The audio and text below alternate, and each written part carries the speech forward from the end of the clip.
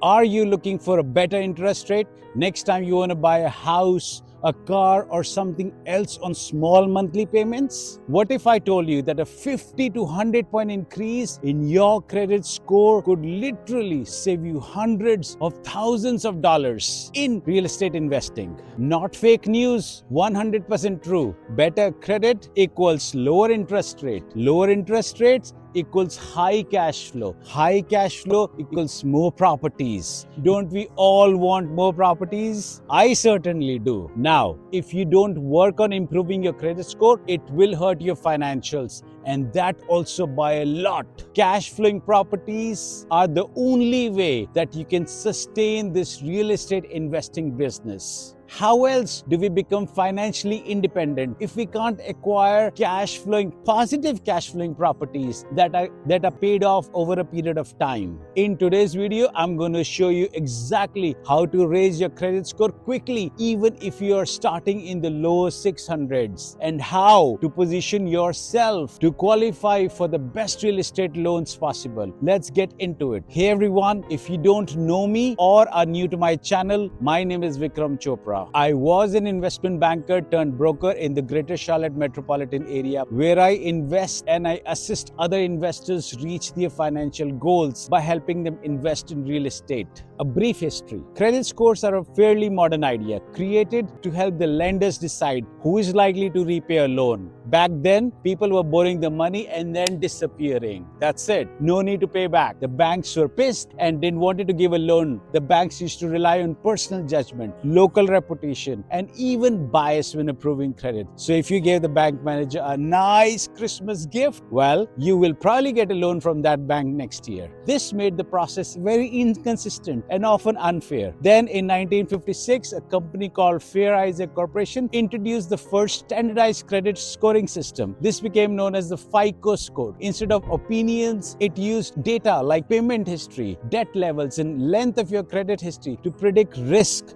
Over time, the banks and the lenders widely adopted this system because it was faster and more objective. Then came the credit reporting agencies, the ones that we have today, Equifax, Experian, TransUnion. They began collecting detailed financial data on the individuals. This made the credit scores more accurate and more widely used. Today, credit scores play a major role in everyday life. They affect whether you can get a loan, rent an apartment, or even secure certain jobs. While the system has improved fairness, it still has some challenges. There are errors that are always reported and the limited amount of data that people have. So, why does credit scores matter so much in real estate investing? Well, before we talk about how to fix your credit score, you need to understand why it matters. So much in real estate investing is all about your credit score. Why are we so protective of our credit score? Why do we not share our social security number with anyone and everyone? Why? Why do we check our credit scores every few weeks to see if it went up or it went down? Why? Because your credit score matters. All these things that I mentioned earlier impact your credit score. Your credit score affects your interest rate, your loan approval odds, your down payment requirements, and your loan options. For example, a 620 credit score might get you a 7.5% interest rate. A 760 score might get you a 6.25 interest rate. That difference on a $400,000 property, boy, that is hundreds of dollars per month and easily over $100,000 over the life of the loan. And here's the key insight. Real estate investors don't just need good credit. They need repeatable, right? Access to cash, cheap capital. Why? Because they want to buy more and more homes. So your credit score is not just about one deal. It's about your entire portfolio. And it is not just us investors. If you're a renter, you won't get an apartment to live in if your credit score is on the lower side. That's why if you have a lower credit score, it is time to fix that. You can't keep doing the same things and expect different results. No, it doesn't work that way. Section 2, how your credit score actually works. Let's break this down to simplify it even further. Your credit score is made up of 5 main factors. Payment history, 35%.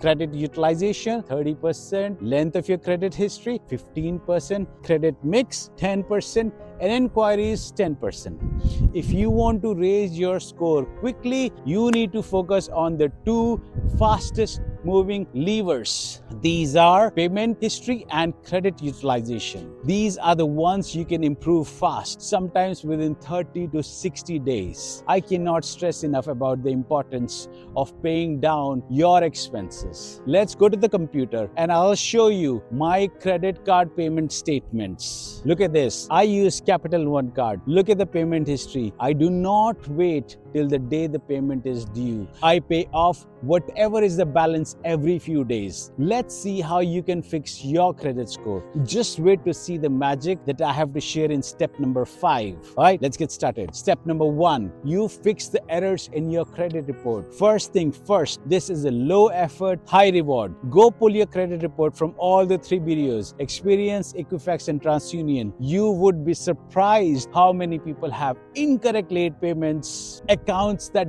are not even theirs, duplicate debt, paid collections still showing up in the report. If you find errors, dispute them immediately. Now, why does this matter? Well, removing just one negative item can boost your score by 20 to 50 points. And here's the hack. Credit bureaus have 30 days to verify or remove the item. If they cannot verify it, guess what? It gets deleted. By the way, if you are a beginner or an investor and are looking for guidance on how to get started in real estate investing, feel free to book a 20-minute phone call with me. Link in the description below. We can go over the details, the numbers together, and can come up with an actionable plan. Step number 2, lower your credit utilization fast. This is the fastest way to boost your credit score. Credit utilization equals how much of your available credit you're using. Let's take an example. You have a $10,000 credit card limit, right? You're using $7,000. Well, that's 70% utilization, which is bad. You want to be under 30%, ideally under 10%. How do you fix it quickly? There are a few options. Option number 1, pay down the balances. Even a partial pay down helps immediately. You saw my credit card statement, my payment history. I don't wait. Every few days I log in and check whatever needs to be paid and I pay it off. Also, if I see a charge that doesn't belong to me, I block it off. If I check my statement once a month, I won't even remember if I made that purchase or not, right? Option 2, increase your credit limits. Call your credit card company. Ask for a limit increase without a hard pull. In fact, once you start paying off your credit card, in a couple of months, the credit card company will send you a notice, a letter that your limit has been increased automatically. Remember, the credit card companies are watching. Option number 3, pay other bills also.